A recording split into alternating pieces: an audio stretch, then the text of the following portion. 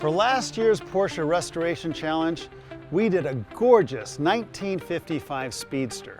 And the idea was, what if Galpin had a Porsche franchise back in the 50s? How would we galvanize it?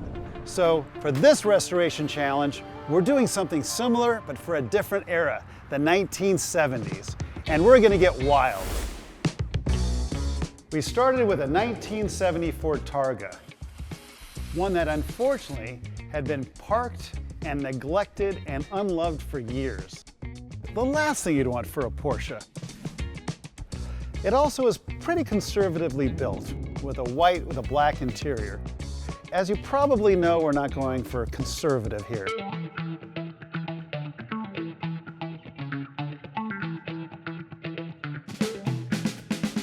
So our inspiration was really going back to Porsche's history of taking things off-road. This started off really in the early 70s when Porsche went off-road in East Africa, and of course later in the 80s at Dakar. On the roof and on top of the world. So we wanted something that honored Porsche's off-road past, but did it in a new kind of way. A little light higher.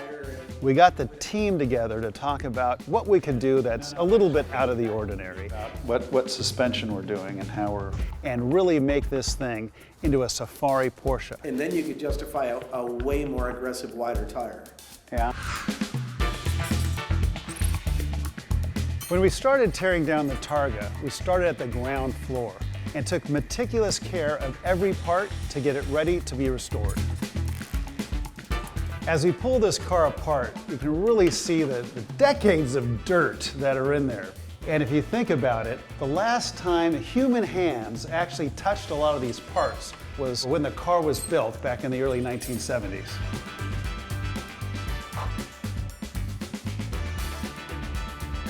So once we got the body torn apart, it was then up to our lead tech, Nick, to tear apart the engine.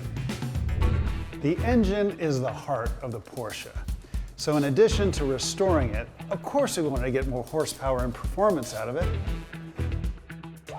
It started with an air-cooled 2.7 liter flat six. And Nick's got something up his sleeve to bring some extra performance out of it as well. We sent the body out for sandblast and primer to get ready for a custom paint job. So if we're going to do some serious off-roading in this car, safety is critical. So we had Eric build a 4-point roll cage, which also helps with its structural rigidity.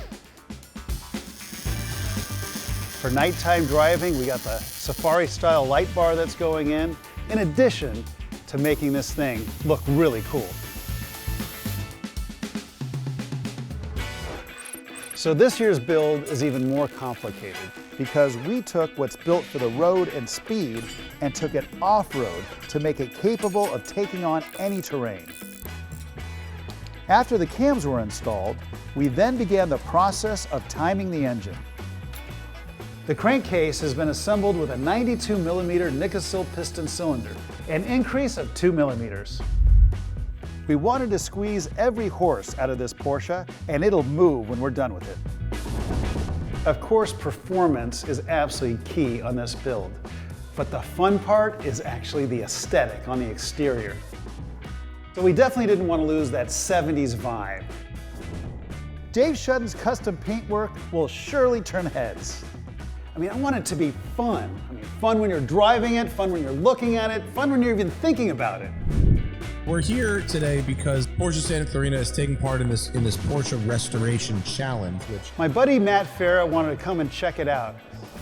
So he brought down his Smoking Tire podcast and we chatted about it. Paint job is trippy. Yeah, it's going to freak some people out. That's cool. I'm a fan of it. So thank you. I've seen a couple classic 911s that do have a paint job similar to what you're doing. Yeah, but this is going to be far more obnoxious.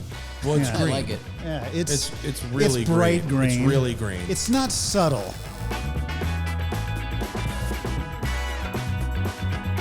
So what's next? The big reveal in Pebble Beach, and it's going to be groovy.